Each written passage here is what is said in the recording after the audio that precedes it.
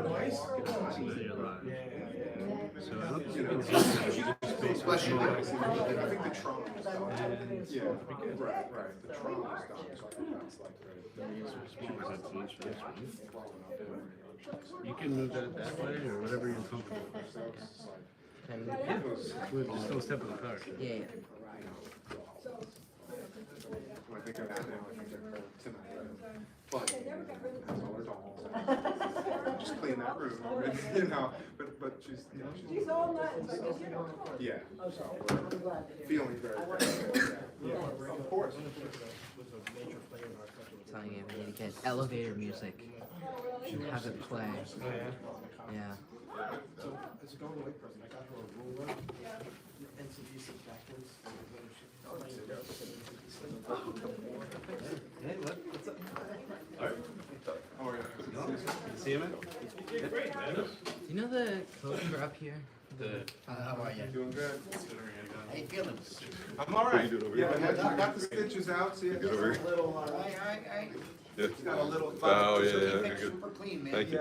The reorg meeting's my goal. to have, I'm just my gonna hair- scream like a girl. It might look a little funky. You're gonna get it, you get that. Here I am, update the adequate notice of this meeting was provided by virtue of a resolution scheduled. Oh, no, to the take place code for the of the door. minutes of the Borough Council of the Borough of Morrisville in the year 2024, which resolution was adopted by the Borough Council on January 4th, 2024, and published in the Morris Newsbee and the Daily Record. And by posting of such resolution on the bulletin board of Borough Hall, all the above actions being in accordance with NJSA 10:4-6 as set.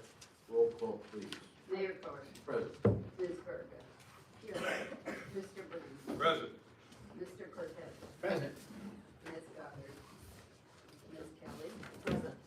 Mr. Wagner. Present. So I do have a few things to bring up. One of the things that's on a lot of people's mind are these drones. I attended two updates, one from the White House and one from state of New Jersey, in which we got little to no information or any new information regarding the drones, where they're coming from, what they're doing, or where they're going. So what you hear on the news or see on the news is probably just the same as what we are hearing about. So really no new news for that. There are new flood maps that have been, preliminary flood maps that have been sent out to all the towns from FEMA and the DEP. There's going to be a meeting up at the Morris County Police Academy tomorrow, in which our engineer and possibly Nancy are going to be going to get a little bit further information. Again, there's preliminary maps. I think they're open for comment now. But I think there's a short window, maybe 30 days. So once I get a better report from our engineer and Nancy, if she goes, we'll be able to report on that. For those of you who didn't see, the new clock was installed. The rotary clock was installed over in the center of town this past week. So that's congratulations to them. And they still have a list of the roads this year. This should finish up all of the half-paved roads that Public Service had done when they did the upgrade to the service mains running through town. So it's going to be Cleveland Avenue, Brook Drive North, Davenport Avenue, Winwood Road, Beach Drive, Sun Valley Way, Forest Avenue, and Forest Court this year. Should be putting that on the consent agenda for our engineers to start working on for spring projects. Just on another note, just unfortunately, Joan will not be with us today. She's feeling under the weather, so we hope she feels better. That's all I have. Yes. We got an email from the Borough grant writer about the Community Change Grant Program. America Walks sponsors it, and Active People Helping Nations. So this grant will award $2,000 in community grants for projects related to creating healthy, active, and engaged places to live, work, and play. So I don't know if you wanna think about doing, maybe trying to get some more money for our trail grant. I talked to Steve about Okay. it, and I did talk to him about it, probably not with the amount of work that's involved. It's Okay. very competitive, he said it's probably, and it's only for $2,000. $2,000 and only six awardees. Yeah, and Anna said that it's not worth Okay. the time, she'll put more time in it than the grants for it. Okay. And then I have like a longer discussion I wanted to have about, something Joan asked me to pursue for her. She asked me to kind of speak on her behalf since she's not gonna be able to be here today. And our next meeting is probably gonna be a short meeting and she wants to make sure it gets discussed before the end of the year. But do you wanna see if anybody else has anything before? What's the topic? It's on shade tree. Dennis? I do, yes. So we have an application in, for someone to use the community center. It is for 6 consecutive Saturdays, 9 to 10:30. Joan wanted me to speak about it because we normally just give the space to Morris Plains residents. The applicant is from Morris Township, and she's also an EMT with the Morris Minutemen. She's a coach with the Special Olympics. This is a program, a young athletes program. So Larry's been going back and forth with her. He kind of wants to let her know how council feels about that. I mean, I guess I think that's one of the points we always try and make is that it's from Morris Plains. But I personally feel like, the township is our neighbor, and it's for a great cause. And she is an EMT with Morris Minutemen. We have had several residents who work with. So I just wanted to. The police are involved, especially they run the torch for Special Olympics in town. Yeah. So, as long as it doesn't interfere. And they're not charging anything, are they? No. What is it, training for the? There was athletes? there were two conflicts, but they were willing to take the smaller of the rooms, and will continue to do that if there are further conflicts. I'm trying to get the dates here, and I'm on the wrong. It's January 18th through February 22nd. There's 6 Saturdays. They booked the multi-purpose room. They have to switch. They have to pull an audible and use room A. 2 of those 6 Saturdays. How long is it? Hour and a half. Morristown Young Athletes, it's called, but it's affiliated with the Special Olympics. And the committee was in full agreement, which it sounds like you're affiliated that way, right? Okay, I'll let You good with that? Larry know. Yes, I am. Yes, you good? Yes. Yes, all right, Dustin. Dennis, what are they gonna be doing? I can find out from Riley. It's an indoor winter young athletes program. So I'm guessing it's going to be some physical activity. So. Larry knows more about this too? Oh, absolutely. Yeah, he's the Is there an age contact. group? Is there an age group that you mentioned? I don't have an age. Okay, I don't I just have. wondered. It's young athlete program. So they have to have an insurance waiver, just like any other group, right? I would imagine. I think they're. That's gonna be my issue. Yeah, they have to. Would imagine they're prepared for that. Harmless waiver. Okay. I think I'll- we've done previous. I'll reach out to Larry tomorrow. That's something that's. Why does this happen? The first Saturday would be January 18th. That's a Saturday. Would be the 18th. All right.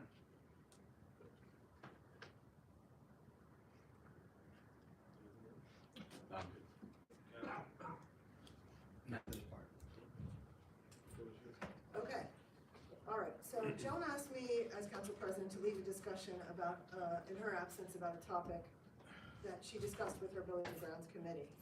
She received a memo from Shade Tree on November 6th requesting additional funds for tree maintenance from another department's budget, as they have exceeded their budget for the year.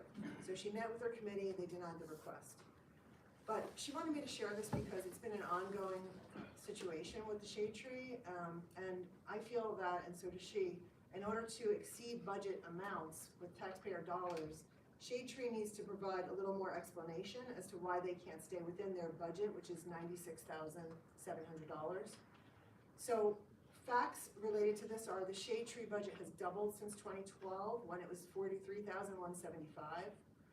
Last year it was actually $117,400 after a transfer from the Buildings and Ground budget of $30,000. And in comparison to other Morris County towns that have a Shade Tree Commission, who publish on the website that they do have a budget for those commissions, and they're within 1 to 3 square miles, similar size to Morris Plains, all have Shade Tree Commission budgets of, well, these are the towns I've found: Chatham, Chester, Morristown, Riverdale. Their budgets were $29,000, $18,000, $1,250, and $2,500 respectively. So the other thing about this is that Shade Tree Commission does not present the council with a plan for the year outlining planned expenditures for planting, pruning, and removal. And Fridays before the meeting, oftentimes the person who is called the forester will drive around and find things to request funding for at the next meeting. The Shade Tree Commission also hasn't provided a priority list of trees that represent the highest risk to residents that could be tackled early in the year when the budget is flush with cash. They generally try to spend, they take their $96,000 budget divided by 12 and try to spend that $8,000 a month. So when you come up to the end of the year like we are now, where there are some emergencies that they need to take care of, they're short of funding. So they also don't provide an accounting to the council at the end of the year of what they accomplished during the year, how many trees were taken down at residents' requests, how many were targeted for pruning or take down by the DPW, how many were referred to Greenwood Tree, which is our contractor for tree maintenance. So there are really right now no checks and balances on that budget spend. And I watched the film of the October 7th Shade Tree Commission meeting, which is available on YouTube. And what I was dismayed to see is that our contractor who does tree maintenance and removal sits on the dais with the Shade Tree Commission members. And he's the guy who makes the money if we decide to do something with the trees. And he was referred to as the forester by members of Shade Tree Commission, and that's also on the website that his title is our forester, but we really don't have a position in the borough for that. He's qualified to be that, to have that title though. But since he owns Greenwood Tree Service, he also is basically advising the committee on what trees need to come down and what ones need to wait and what are priority and what needs to be pruned. And there's nobody else on the Shade Tree Commission who has appropriate training to be able to assess whether the trees are damaged, dead, dangerous, etc. So the Shade Tree Commission members simply tally the dollar amounts that he recites, and then he gets paid once the work is complete, he gets paid. So another thing I think I'm dismayed about is that having done research for the tree ordinance that we're going to be introducing next year, hopefully, Shade Tree Commissions were created in order to reduce the liability for the borough. So if you have a Shade Tree Commission that meets the criteria of being approved, which is certain training that they have to undergo each year, then if there's a situation with a tree, that the borough's liability is reduced, and that's the purpose for having a shade tree. But no one on our Shade Tree Commission currently has any of the training that's required. And the last time they had a plan for trees for the borough, for the tree canopy, was 2014 when Lori Fu was the council liaison. They created a 5-year plan which expired in 2019. And at the time they did have some members who were trained, including our DPW superintendent, but that training has not been maintained. So without the protection of that training, we lose that liability protection also. So they also have an opportunity to pursue grants to create a plan and a tree inventory. That plan that Lori Fu created was with a grant, and one of the recommendations in that plan was to complete a full tree inventory of all of our borough trees. And that was never accomplished. It does take additional funding, but there are grants available to pursue that inventory. So at the October meeting, I observed there was no discussion of the DPW assisting with any of the tree pruning or removal. All the funds that Dave Doobie mentioned for the different trees that he ran through during the meeting with the amounts that were tallied by the members are for funding that, the company that he owns. So I feel like we really need a little bit more checks and balances on this system that is currently in place to spend this money down and to request additional funding at the end of the year. Now, you know, we also have an issue of liability. So nobody wants dead trees falling on, limbs falling on people in the borough. That's obviously a dangerous situation. So we need to, you know, consider that when we take this into consideration. But what other towns do is they have a third-party arborist that they hire on an hourly rate to look at the list of trees that are recommended for any action, and they, you know, sign off on them. So it's kind of a third party who's objective, who's not making any money from the actual activity of the trees. So as far as the risk goes, I think that they do say a lot of times there's a lot of pressure to take things down because of the risk. But I was able to attend got a copy of at the New Jersey League of Municipalities, they had a presentation called Boosting the Benefits of Your Municipal Tree Canopy, and I wasn't able to make it. But the presenters provided the slide deck, and I asked for a copy. And one of the slides they had was the perception versus the reality of dangerous trees. The chances of a tree harming a person is rare. The chances of a person harming a tree is fairly certain. And what they show is that the rate of a tree or branch falling and killing a person is 1 in 10 million. The chance of a car accident killing a person is 1 in 112. And the chance of a pedestrian being killed is 1 in 485. So I think that sometimes the risk of these trees is overstated. And, you know, there's a lot of feedback that's been around the borough about pedestrian and traffic safety lately. And, you know, some of the individuals advocating for this funding for trees did not express the same level of concern about these other risks that I just mentioned that are much more likely to happen to a person in the borough. So because of this increasing risk and the concern, I mean, the increasing expense and the concern about risk, I just wanted to have a discussion with the council about, instead of having a budget that is as high as ours is, considering maybe taking a piece of that budget and allocating it towards a third party who could provide the service to evaluate our requests. And I would recommend postponing additional work until we can make sure that this commission is operating with some checks and balances on spending. In my quick research, it looks like the arborist work would be under the bid threshold, so I don't think it would take long to get the bids to find somebody who could provide the service for us and work out a solution with the Shade Tree Commission where they could figure out how to make those referrals and get those approvals so that we can keep the work moving. And also, this person would be able to give us an estimate on updating our plan and tree inventory and going through those grants that would help to pay for those things so that we could have a tree program that actually is working for the borough. So that's my long spiel, and I just wanted to see if anybody else had any input on that. So how much are they looking for? Who? The shade tree? 20,000. The request that they made to Joan, I can look it up on I think it was like 20, right, Dennis? But it was 20. I can look it up. I think I'm- And is it possible that so it wouldn't be a bid, it would be a quote if it's under 17,000, right, is what you're saying? For the services? Yeah. Yeah, I always mix up those. Right, so is there a shared service or something with other municipality possibly you could look at? And are any of these trees in parks right now that do have to be addressed, or is this just? The trees that they requested the funding for, that was, that the committee, the other two members of the committee denied, were in the parks. They were something that was located late from one of these drive-arounds by the arborist, by the forester, that were not included in a plan that was created at the beginning of the year, that was not budgeted for early in the year. It was like a late add to the list of items.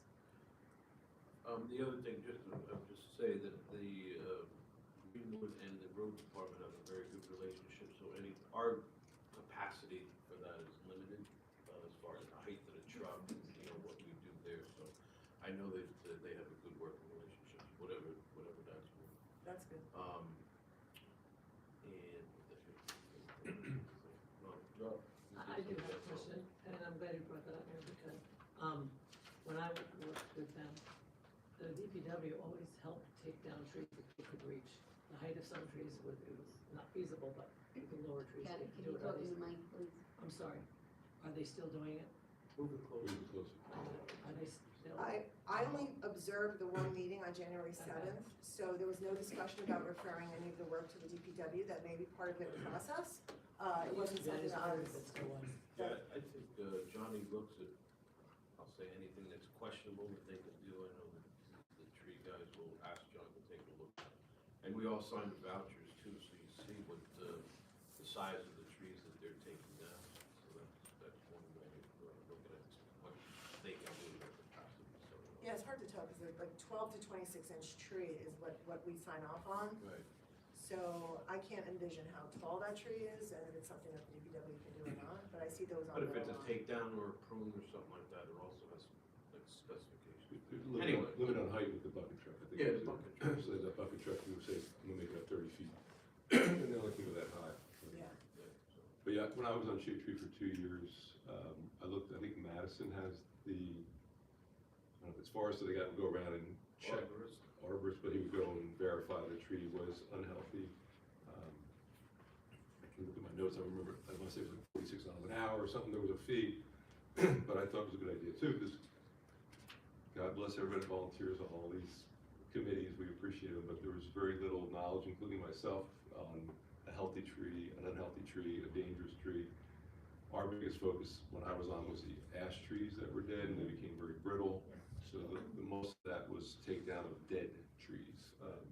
But there were some other trees that had fungus, which, I know nothing about. That was the big spike in the. Yes. That was the big spike, Right. I think the And then it's 23 spike. maintained Yeah, after right, that. and then towards the end of my tenure, they were planting trees, but they hadn't done in like 16 years, so, I agree with, I think there should be a check and balance. Just, it's an honorable service, the company that does our tree work, none of us know or don't know what, should or shouldn't take it down, so I think it'd be interesting, we should look into that option and get some costs, just to investigate it. The other thing that's gonna be coming next year with this new tree ordinance that the state's requiring is that residents are gonna have to put in an application for a permit to take a tree down of a certain size. And who's gonna review those permits? Who's gonna review whether this tree meets the criteria for takedown or whether they need to replant a new tree or whether they really don't need to take the tree down because it doesn't meet any of the criteria? There's not gonna be a pool there or a sidewalk or tree's not dead, et cetera. So it might be good to start that relationship with somebody who can also maybe make those decisions as well. Just you bring that up, and I was looking in the League magazine here, and there is legislation now, A 4260, and it's going to prohibit the DEP from requiring municipalities to adopt ordinances that control tree removal and replacement. So, Is it a resolution? no, it's a bill. Oh, Assembly there's a bill in the assembly. Okay, So that might all be on hold anyway, so okay. don't put a lot of time in it until we get this. Well, Do yeah, find out. the ordinance is sitting right now, it's not. Yeah, right no, now, it's just sitting. until we get a little further on that. It was due in May, we're late already, but if that might change, then, yeah. I have a question. How long have we been in contract with Greenwood Tree Service? Off the top of my head, I Oh my don't gosh. know the year. It's been a while. I don't know the year. I think they're the only one who did, right? We go out for bid and they were the lowest bidder. We went out for bid last year and Greenwood. Well, every year we go out to bid. Yeah, but they've been doing, Every- but they've been Every winning the bid and doing the work And I for remember many, the many 20 years. I should say 20, 25 years. Yeah. I remember. Then it 25. for two annual. You think about 25 years. So I think it's healthy every few years to delve into the processes and checks and balances on any, you know. I don't think On the there's been any. Not that anything, I'm just saying, with that length of time, sometimes you get a chance to be complacent, comfortable with a company, and, checks and balances, and checking up are always a good thing, you know? Yeah, certainly something for, to look at for next year. So Really, when- what's on the table tonight is, and did you come up with the fund, the amount? No, that's Jones already, has- that was already denied. Oh, yeah, That but was Jones not has by the $20,000, yeah. Yeah, but the council makes the decision, not the committee. Well, I wasn't prepared to give you a dollar amount to, that wasn't the purpose of this. The purpose of this was to see if It was- we could agree that we don't do any further takedowns or removal until we get this other person to have a third party So review. was these the things. letter submitted to the council? No, It was only to the committee? it was submitted to Joan as the All right, so Yeah. what was the committee's recommendation then? The committee denied the request right now. They All said right, to put it so- off till next year, when they have new All right, budget. but it should be a council decision, not just, the committee can make a recommendation, but the council really should be Okay. voting on that, you know. So, are you in favor of holding on, Yeah, I'd like to hold off. Dennis? Yes. And I'm just curious about, in fact, Greenwood, is there some issue that you're having with Greenwood? No, I've not heard any issues with Okay. Greenwood. It's the That's okay. process. Okay. I'm gonna hold off. I'm gonna have to hold off only because this 20,000, is there an exact thing for it? Did they specify? Was it for the lantern fire, they call it? No, no, no, Something this that is- came abruptly or? They identified some trees that they said in the parks that need to be trimmed or removed, et cetera.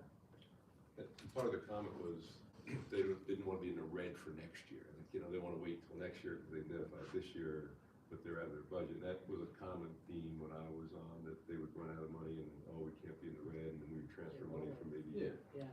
another I department. mean, if there's money and something has to be done, I know you always said trees were a safety issue, No, a safety yeah. factor, Yeah. but if they have to be done, I don't think we should be ignorant either about this. And Correct. I didn't see a list, I don't know Right. what, there has to be a list or something that they're requesting. Yeah, they have a list. They have a Well, list. that's- Again, though, That's what should be the chance presented. of a tree harming someone is so slight. I understand, but I'm just hearing this now, so I'm just trying to get all the information. I think that, so. you know, if we're really concerned about safety, maybe we should close all of our roads so nobody gets hit by a car, you know, that kind of thing. Like, we really can't eliminate every risk, and the risk is so small 100%. that we can wait a month till January when they have budget. Listen, I'm just asking the question because I didn't hear about anything, so that's. Right. 2 weeks. So we're gonna get $100,000 basically in January, We whatever, have to 50,000. approve I mean, they treat the We have budget like a budget. retainer Yeah, and budget, try to March. spend the 8,000 And then every month, cross the and then they bridge. have nothing left at the end of the year when they have emergencies. So it needs to be a little more responsibly designed so that there's a plan that's approved at the beginning of the year. They know what they're going to go for, and then if things crop up, emergencies, there's plenty of funds for that. So this 20,000 just came out like in the last couple of months, Nancy, or, I'm not I sure think Nancy. the letter to Joan was November 9th. I remember the date, but I don't remember the email.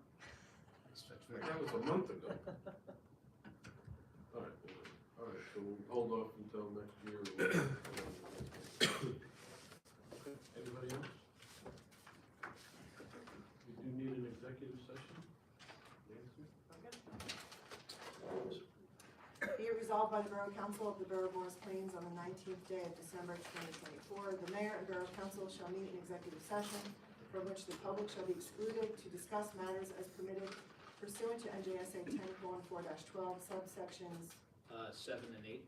B7 and B8. The time when the matters discussed pursuant to paragraph 1 hereof can be disclosed to the public is as soon as practicable after the final resolution of the aforesaid matters. Is there a second? Second. Second by Dennis.